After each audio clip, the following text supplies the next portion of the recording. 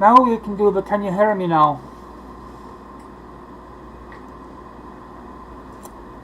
See if that works.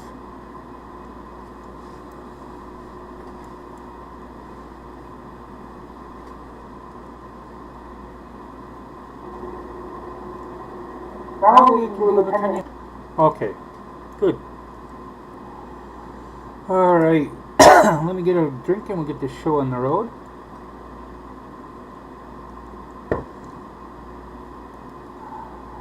For anybody that may be happening to wander in later or watching it later or wanders in soon, I am Siobhan O'Connor. This is my show. I usually do politics and social issues and economic issues, religious issues, etc. But I don't stick to just one format. Every once in a while I'll do something different, which is why I'm doing what I'm doing today. It is Sunday, about the right time here. Alright, it's about the right time. Threw me for a second. I have a clock that goes backwards, and intentionally.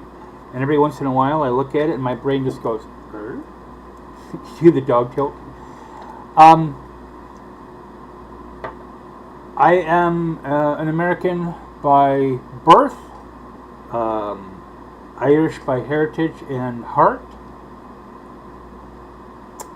I'm a pagan, I'm mouthy, I'm a trans woman, I'm a leftist, not a liberal, and not a Democrat, and that's not, in this context, that's not a criticism of either one, but a lot of people think that anything which is to the left of, say, hunting the homeless for sport is somehow socialist and whatever. I remember during the last campaign,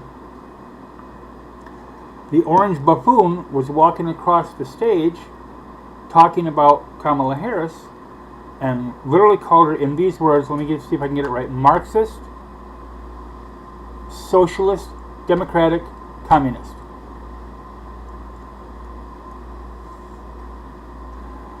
And of course his base eats it up like crazy, you know, and that's fine, but maybe learn the definition of words, not to him, because he's never going to learn, you know, and he's just parodying stuff.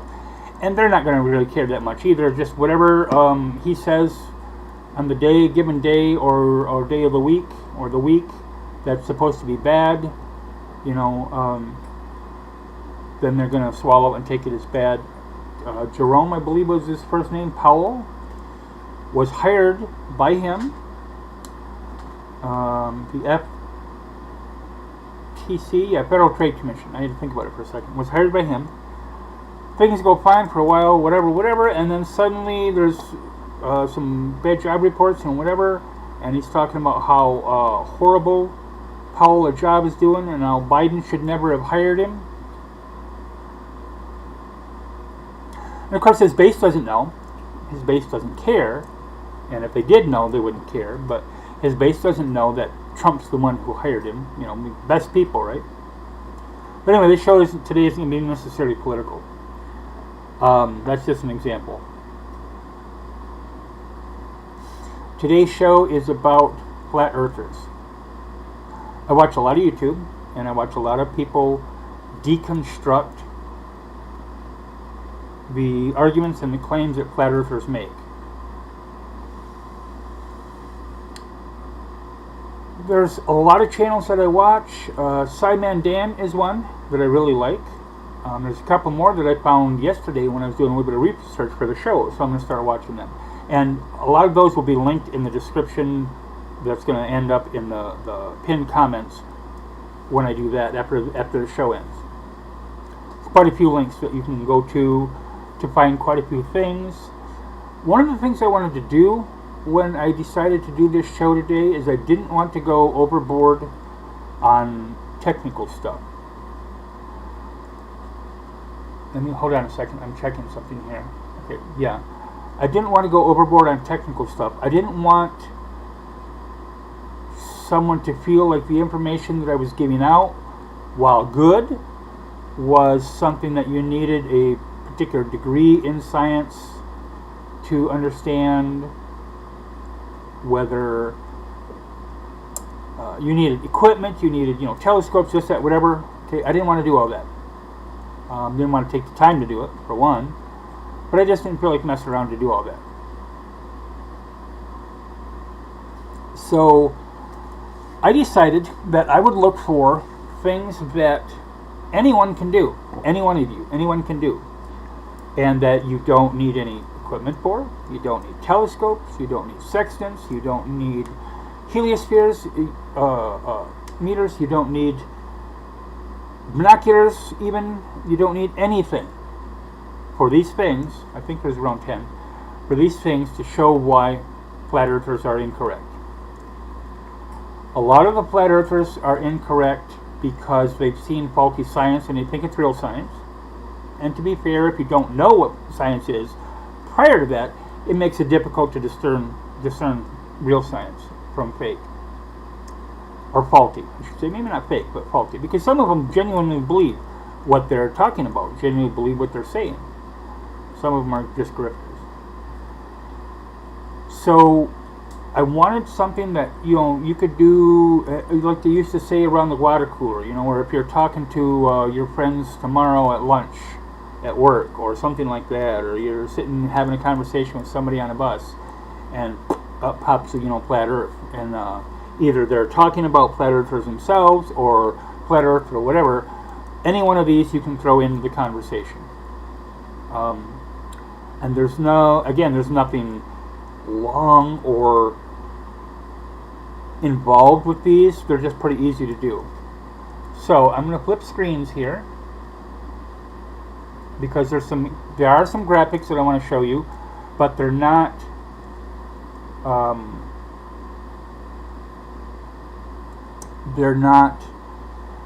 overly detailed graphics. Okay, so this particular one here I call the stick. Eratosthenes, I always mumble on that name, discovered this, proved this. He died in around 200 BC, 189, 199, something like that BC. And so he died a couple hundred years before the supposed birth of Christ. And he used this method here to prove it. So this is a very simple method, and it's the only one that is in this list that you need equipment for. And your equipment you need is, this isn't one obviously, but it represents it, a stick, not a hair tie. That's all you need.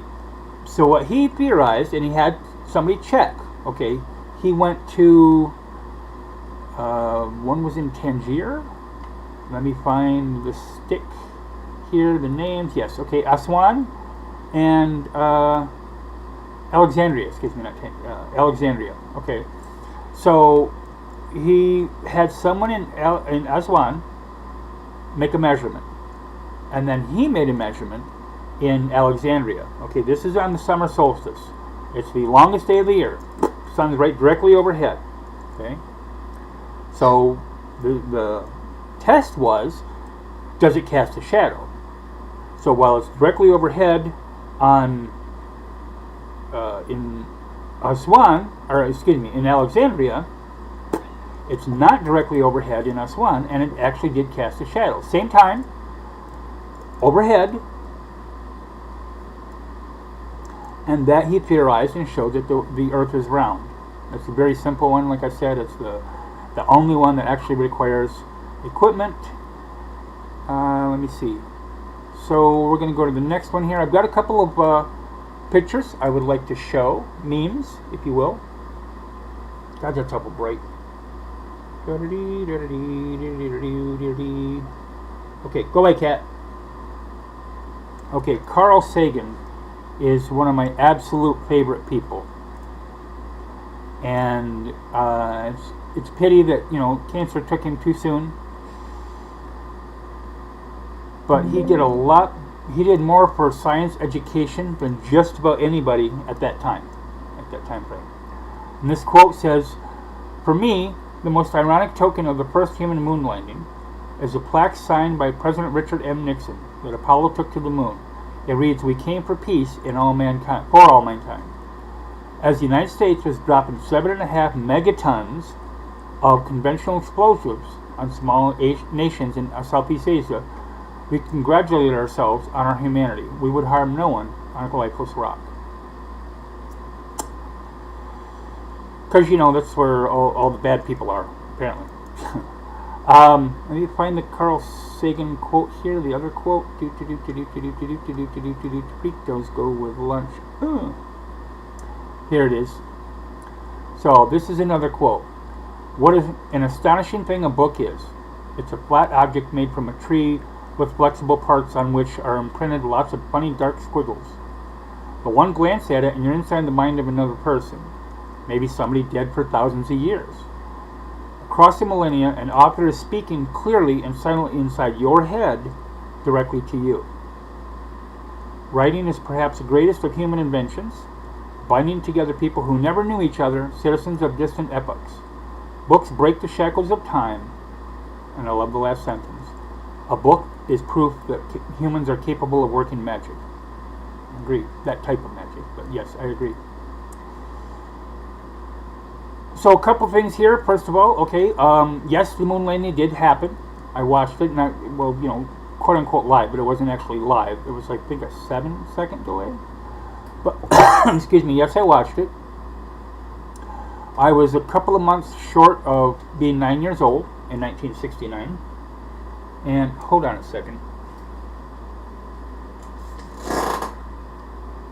Trying to teach my kittens to leave the cords alone under my desk. That's where this comes in handy. They hate it. Doesn't harm them. They hate it. So it did happen. They did land. They did, get some moon rocks. They do all those different experiments. They came back. No, it wasn't done on a soundstage in Hollywood. There's been all sorts of theories, and a lot of the people who have even put forth that this conspiracy that the moon landing is fake. Some of them, I was kind of stunned when I read this. Believe that the sun is only a few thousand miles away. This is the level of science education that we have, and some of it can be put on schools, okay, but a lot of that is because teachers are underpaid, overworked, and overstressed. Too many kids per class, etc. And a lot of that is kind of like the education to get the hell out pipeline. You just want to push them through. When I was going through school, this would have been, I started in 65 and ended in 78. And even then, a couple people that I knew were being just kind of pushed along. One woman I knew graduated. What's up, Indigenous? One woman I knew graduated from high school with a degree, and she didn't know how she could write her and sign her own name, and that's it. She didn't know how to write. She didn't know how to read, and if you sent her to the store with a $5 bill for, say, a pop and a pack of gum, she would have no idea the amount of change she was supposed to bring back. And I'm not saying she's a bad person because of this. I'm saying that a lot of, especially for her particular circumstances, a lot of people failed her. But then you have the average American kid, if there is such a thing, and a lot of times the school system fails them too, because you get, like I said, you get the education pipeline to start to get the hell out of here, get them out of the way. And it doesn't help, I'm not going to get into school vouchers or whatever, because I could be here all day with that one. So we have a dearth of science education in this country. Isaac Asimov said something along the lines of, the problem with the American today, I think he said the average American today, is that they're convinced that their ignorance is as valuable as my information, or as my education is no more valuable than their ignorance. I don't remember the exact quote, but something along those lines. Dunning-Kruger is a good word for it too. the idea that, well, I don't need to, and you hear this over and over on Facebook, on all the socials, TikTok and Blue Sky and Twitter, and I'm not going to call it X, it's Twitter. I'm never going to call it X. And Instagram and Threads and Mastodon and all the other social media out there about how I don't know why I need algebra. I never use it when I get out of school. And that may be true. You may go through school and get done with your algebra and the rest of your classes and never use it again the rest of your life. But a lot of other people might. And I also hear sometimes, and I have a good comeback for this. I also hear sometimes about how, they didn't teach that in my school. They didn't teach me whichever, either higher level politics or whatever in my school. Okay, civics is what we called it back then. And my response is, yes, they did. You were talking and not paying attention.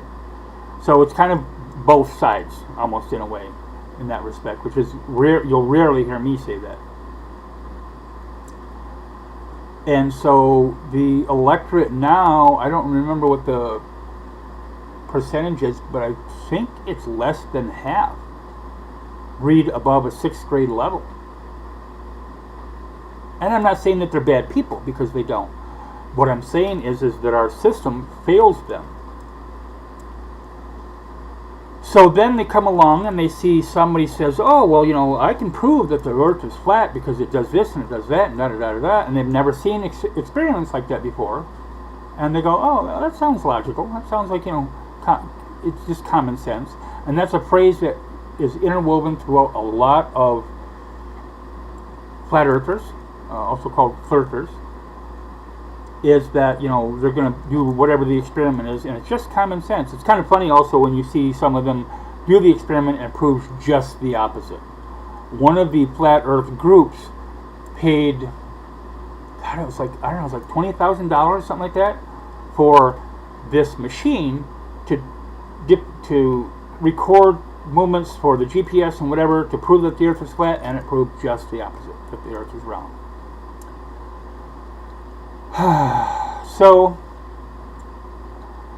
the next one I have, where's my machine? There it is. My machine left me. Oh no, not my machine left me. Does that? No, I don't want to close that window. Where the heck is it? There, that's what I wanted. Okay. This is one of my favorite comedians, and this quote hit me quite a while ago. I think she said this like over 10 years ago, whatever it is by now, something like that. And it's a good quote. And you can take it as being negative, but I don't take it as being negative necessarily. It's Michelle Wolf, and she says, in high school, if you didn't believe in science, it was just called failing. It's reality. Science is reality. You may not like it. You may not feel that it comports to your worldview, and that's fine. But, some particular groups like to say facts don't care about your feelings, and that's true. Actual facts don't care about your feelings, one of which is that the earth is round. And so we're going to get into that. I'm just going to start giving you the list so that we don't take this out too long. So give me a second here. We're going to do one more picture here.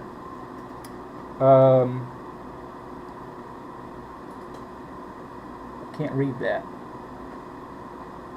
Oh, there we go. Okay. So we're going to get one more picture here, and then we're going to get into the actual steps. Now, like I said, a lot of these, there's the old moon landing, a lot of these are not, all of these don't need a tool other than the stick one, okay?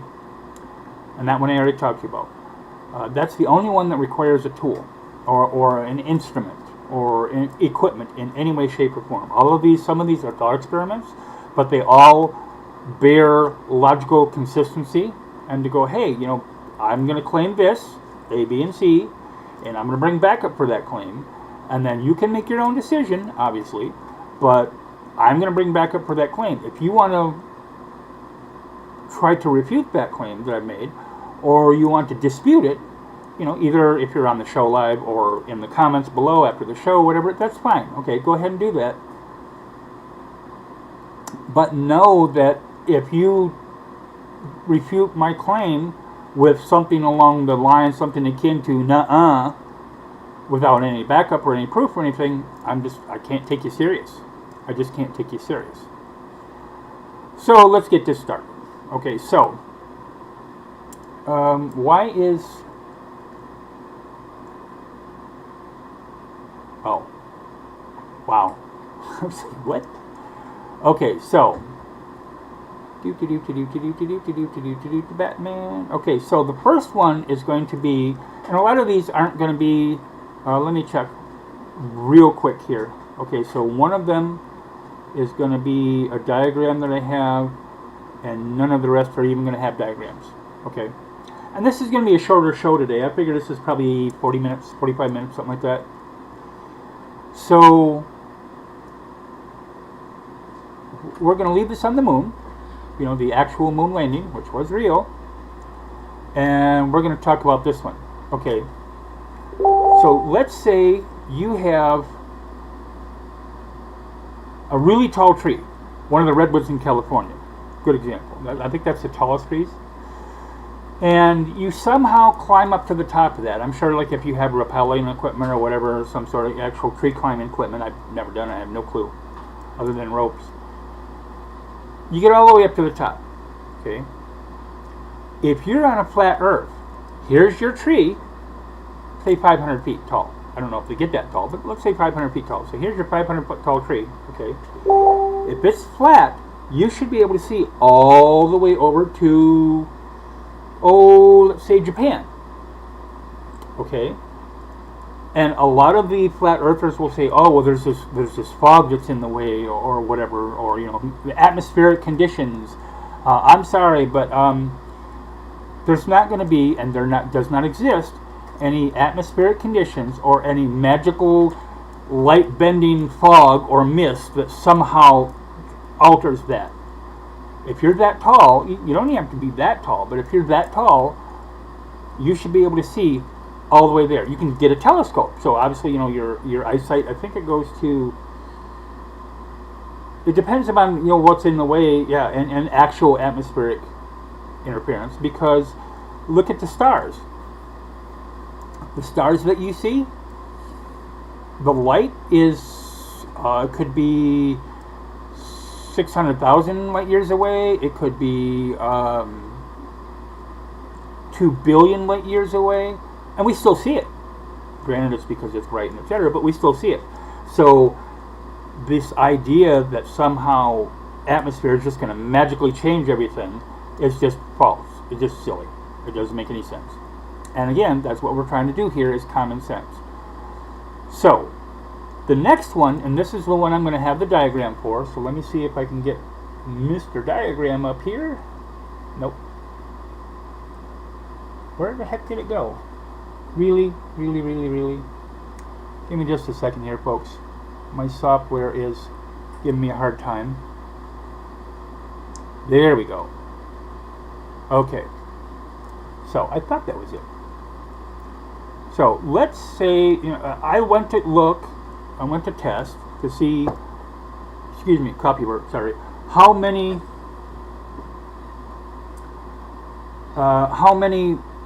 buildings there were in the world that were over 50 stories.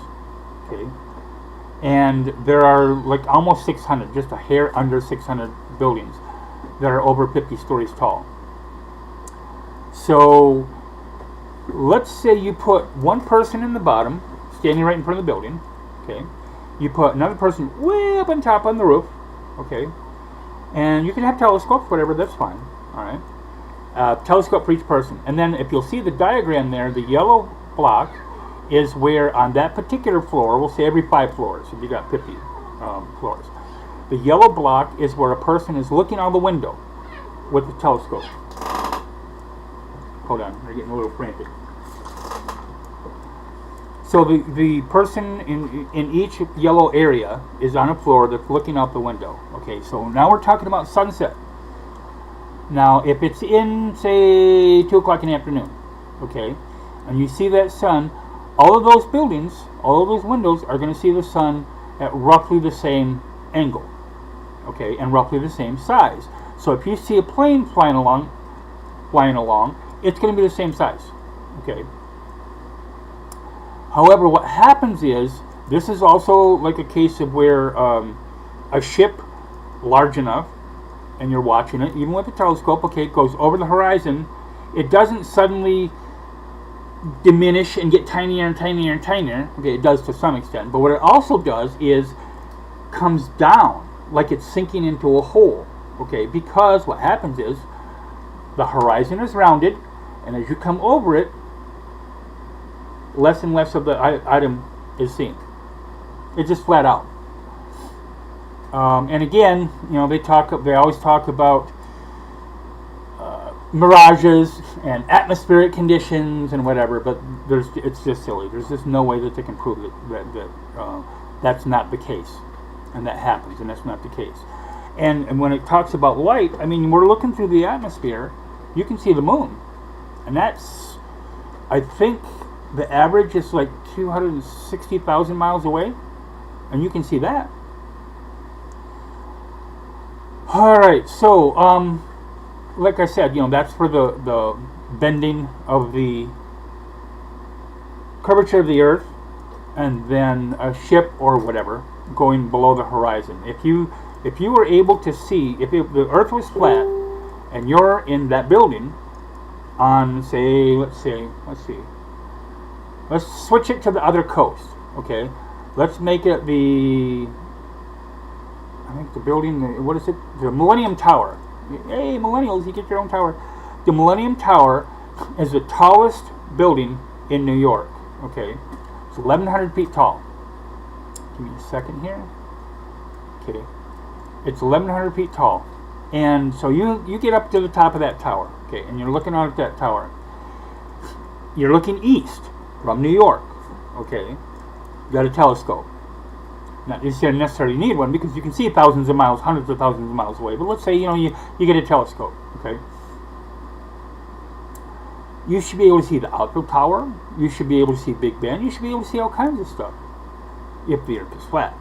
But again, it's not. That's why that happens. Okay. We did that one. Okay. So now, another problem with flat earthers is they love to do this. They will put a little doll on a globe or a basketball, and they'll do this, and they'll mark distances and whatever, okay, or they get a big globe, say a big one, say that's big, which is about 2 feet in diameter, okay, and they'll mark distances, and they'll talk about arcs, and they'll talk about size differences and how you can do. You have to go by scale, and they don't do that. So let's say you have a basketball, okay, about yay big. I'm guessing it's been decades since I played basketball. So let's say you take the Earth and you put it the size of a basketball per scale, okay. The deepest spot in the ocean is Mariana Trench. I love undersea documentaries. If you ever see an undersea documentary you think I haven't seen or whatever, put that name in the comments and I will search that sucker out, I'm telling you, because I love documentaries, especially undersea ones. In a way, you're getting me into dive into black water, but I like to watch them. So the Mariana Trench is the deepest. They've gone down once, I believe, with the Bats Escape. And if I recall correctly, it was like 2/3 of the way down. One of the windows slightly cracked or something. And at that point, I'd have been, well, we're going back upstairs. But they didn't. They went all the way down to the bottom and spent some time down there and then came back up. That's the deepest spot. It's just a hair under 7 miles deep. Okay. On the scale of the Earth being the size of a basketball, hold on a second here.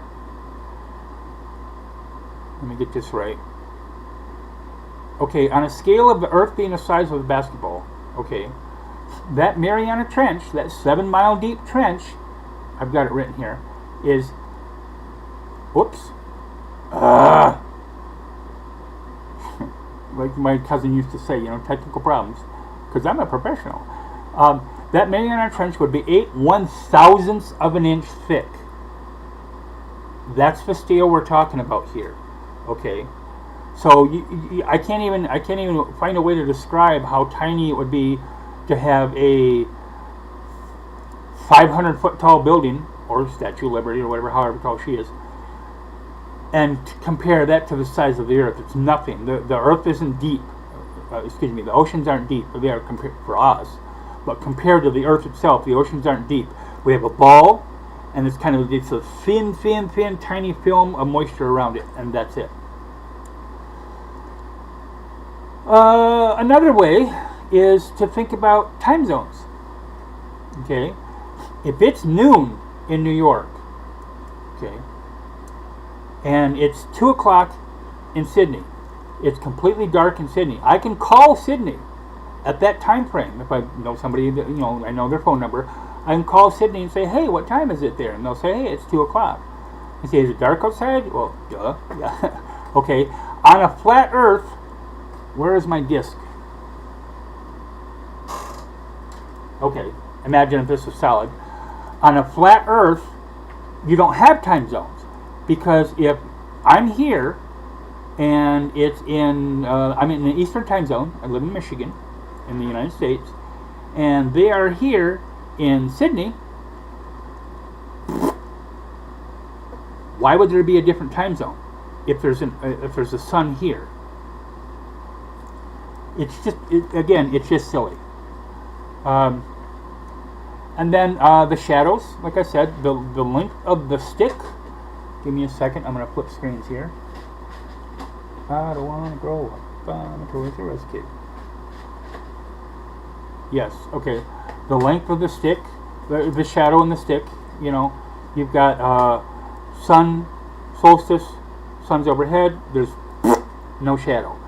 You got stick, so same sun, okay, same day, same time, over here, and there's a shadow. What's up, Geeky Geek? I'm glad you popped in. Okay, so that was from Eratosthenes.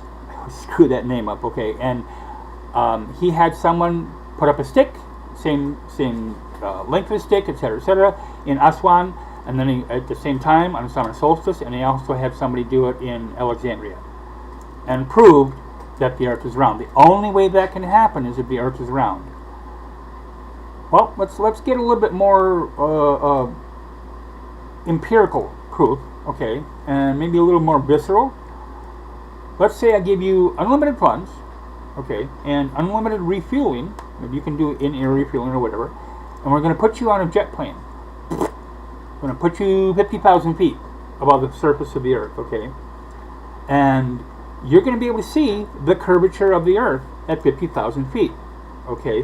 When you're lower, until you start coming up, the Earth is still going to be flat, Earth is still going to be flat, but as that Earth shrinks in comparison to your vision, the horizon is going to start bending, it's going to start curving. And it's very, very pronounced, okay?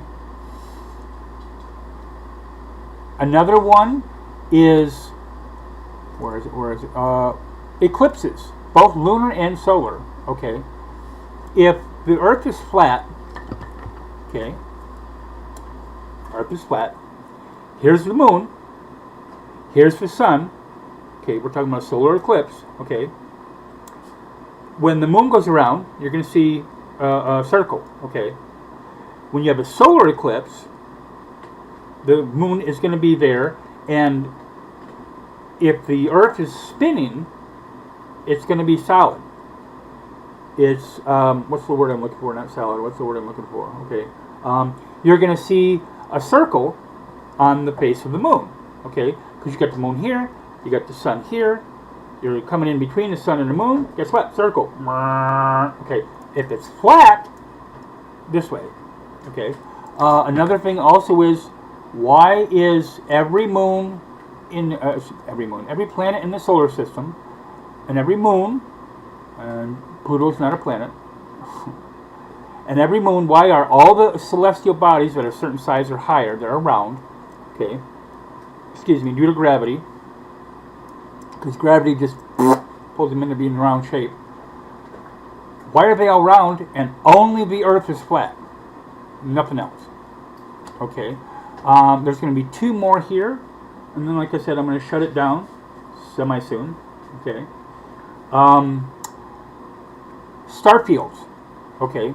So we're going to take 2 oppositional points on the globe. Okay. So we're going to take. No, you're wrong. The sun revolves around us, the Earth. Yeah. Heliocentric. Okay. So we're going to take. Where is it? Whangarei, New Zealand. Okay. Whangarei, New Zealand. That's a spot on the Earth. Okay. The other spot on the Earth, so we're going to use this as a globe because I didn't have a globe. So here's Whangarei, New Zealand. Okay, because they're always down under. It's bad accent, I know. So here's Whangarei. Okay. Up here is Morocco. They are exactly oppositional. Okay. If the Earth is flat, you're going to see the exact same sky. You might, let's say, you're here for Morocco and you're here for Whangarei. You might see different angles slightly, but you're still going to see the same sky. You don't. Again, it's silly to claim otherwise. The Earth is round. The last one is something that you can do, anybody can do, with a little bit of help, a little bit of money maybe, might cost you. If you want to, maybe do a GoFundMe. And where did it go? Where did that go? There it is. Do a GoFundMe for yourself, or if you have the money, you don't have to do a GoFundMe necessarily. Okay. And buy some equipment, pretty cheap equipment. So first of all, what you want to do is get a weather balloon. Okay. And then you're going to put cameras on the weather balloon. Now, whether it can be in a basket underneath a weather balloon or whatever, doesn't matter. Okay, you're going to put cameras on it. Hopefully, you can be streaming live. Okay, so you can record it and let it go up, and it will catch images. Okay, video, etc. And weather balloons can go quite high. I'm not exactly sure. Give me just 1 second, and we'll find out. I don't want to grow up. I'm a Toys R Us kid. Whoops. So the maximum height of the weather balloons is 40,000 meters, 131,000 feet, which is my math doesn't math. I used to math, but my math doesn't math. So if you just take a flat 5,000 feet per mile, it's going to be 20. So like probably 23, 24 miles. Okay. Is the height of the weather balloon. And again, also as you're going up, if you're recording, if you're using a camera that records phone or whatever, you're going to be able to see the Earth start to shrink and the horizon start to curl. And you can see all that by scale. So despite what the cult tells you, because it is a cult, despite what basketball players tell you, and where is it? Okay, so here's my thing.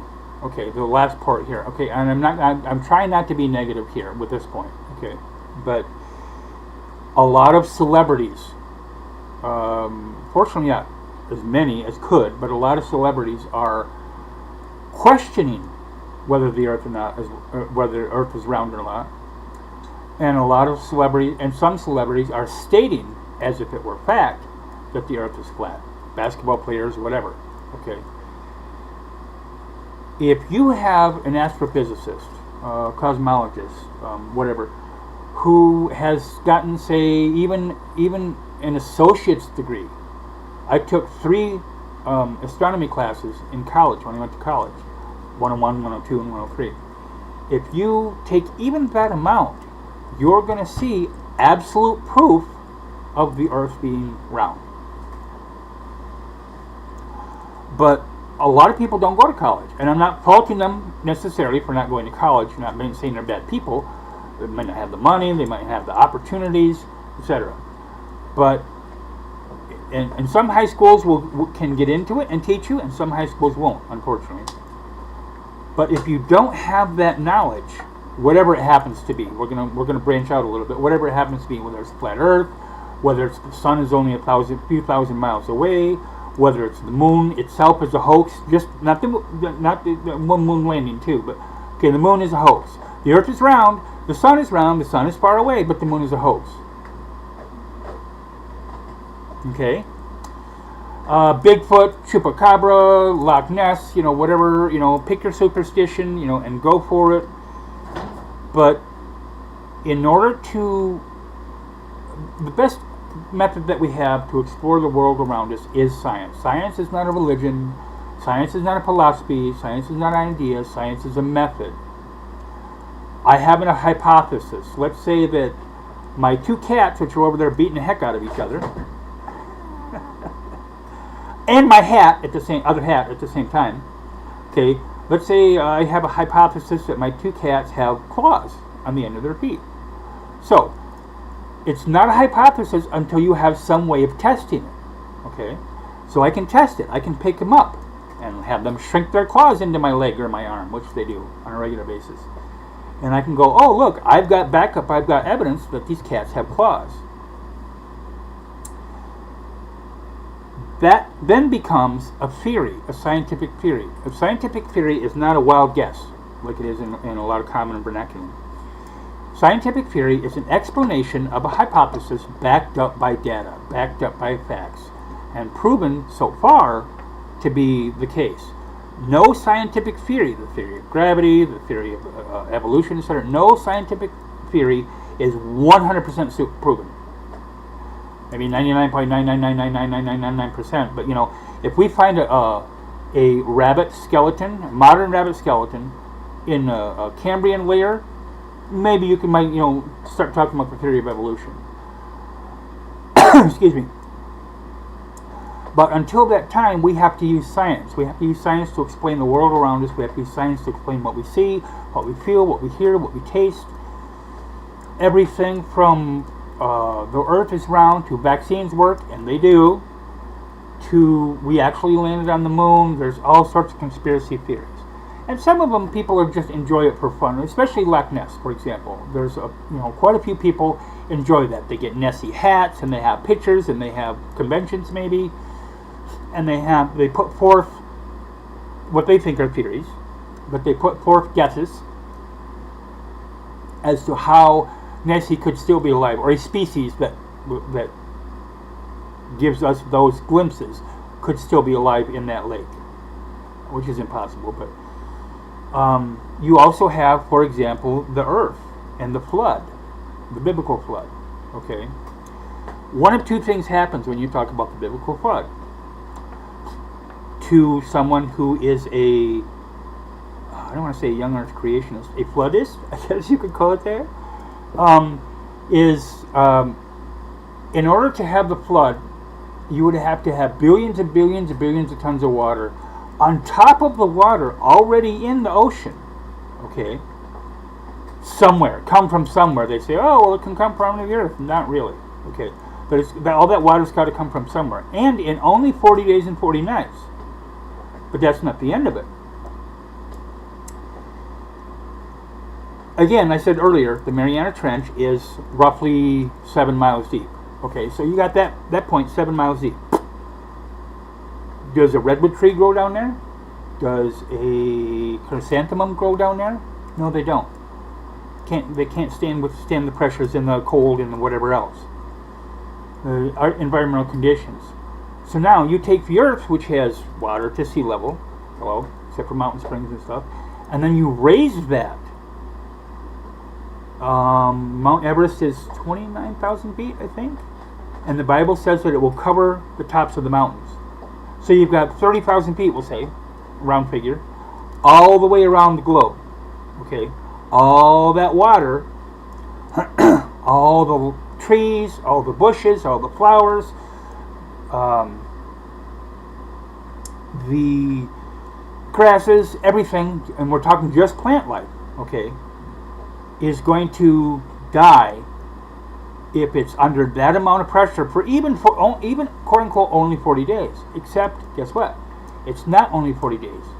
The Bible says that the heavens rained for 40 days, but that the water lasted almost a year.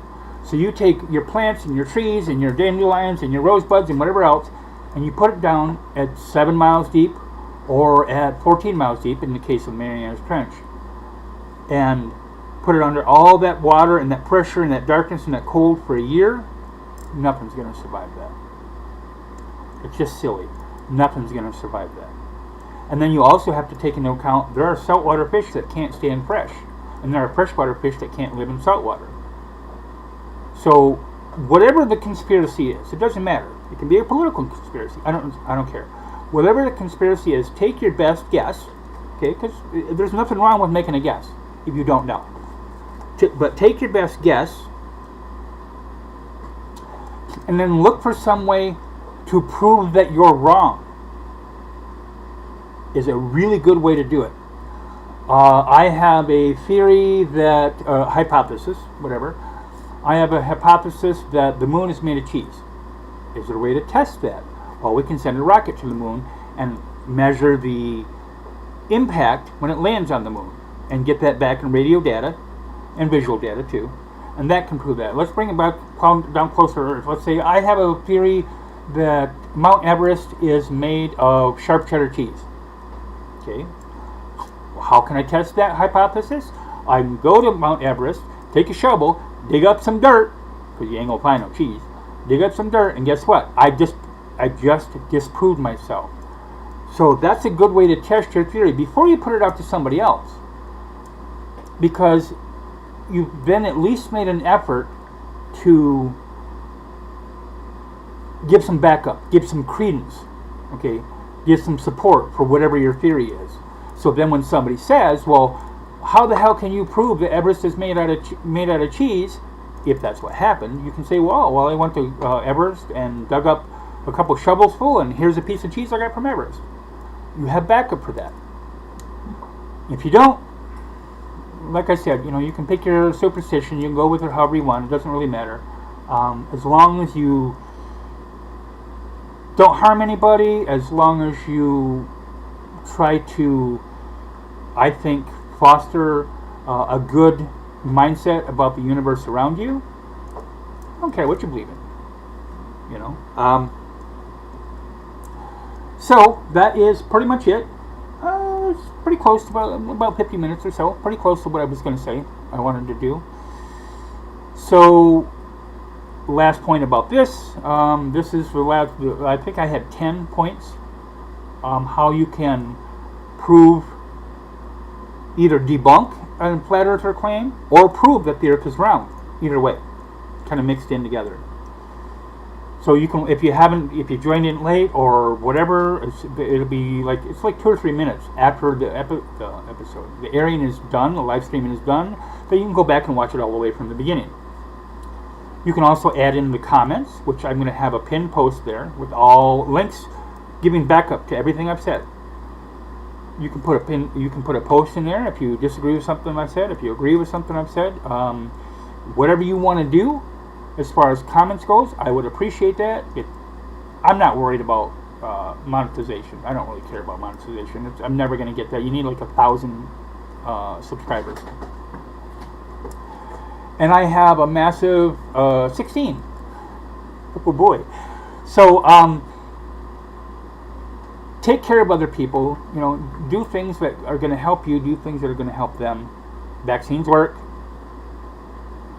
And before I go, I want to let you know, next week is not going to be, again, it's not going to be politics. It's not, well, I can't say that. And I can't say it's not going to be social.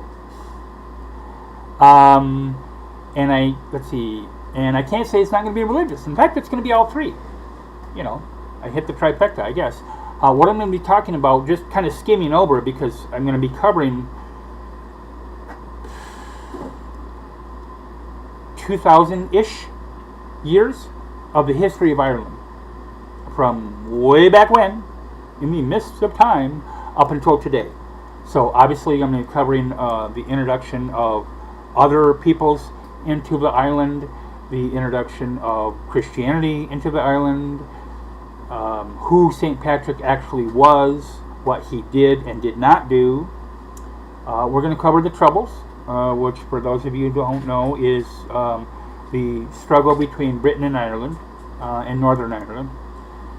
And we're going to cover some of that. We're going to cover a little bit of World War I, a little bit of World War II, We're also going to cover the IRA, the Sinn Féin. I was a supporter and still am of Sinn Féin. The Friday Peace Accords, when most of that ended, not all, but most of it pretty much ended, and the political situations today. We're also going to cover some good things that we have, like, for example, there's a thing I've covered before on my Facebook, I don't think I covered it here, where the Irish helped, the Irish during the famine, during the blight, during the drought, during the bad times, okay. There was a group of people in the United States that were poor themselves and sent some money over to a village in Ireland to help them.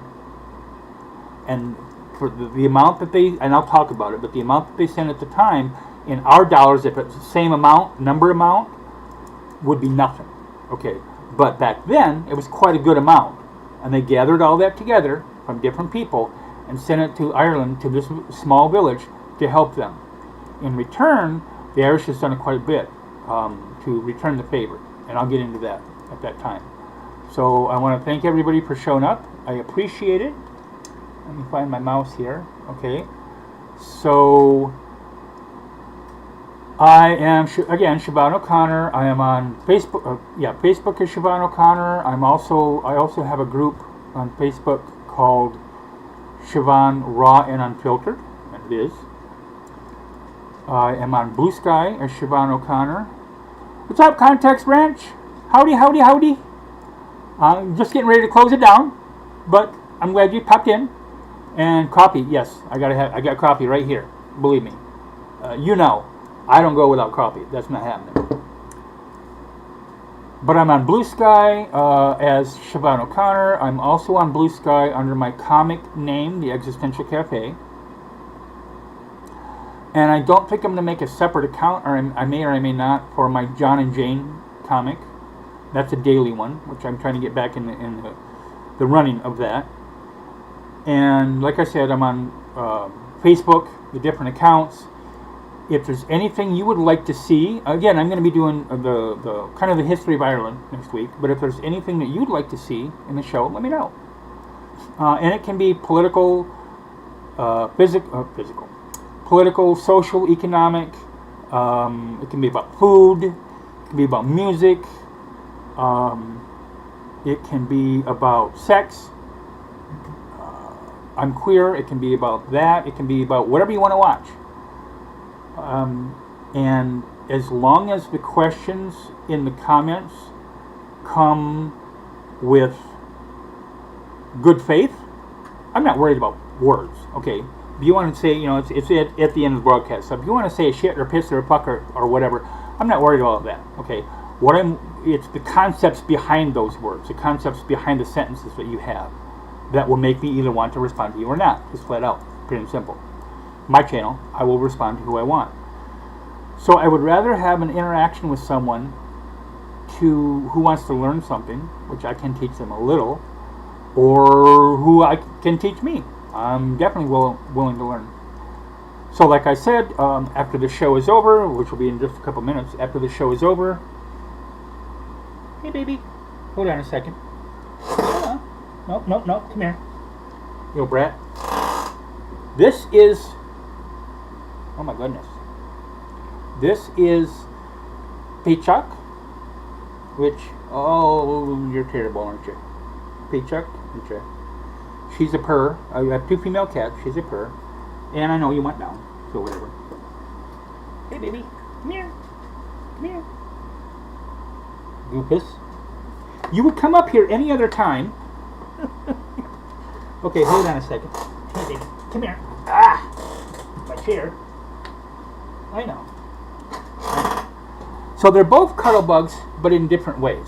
Okay. Peachuck, this is Merlini. Peachuck is more... She doesn't like to be petted on the head a whole lot, but she does like to just sit in your arms or on your lap or whatever and purr like crazy.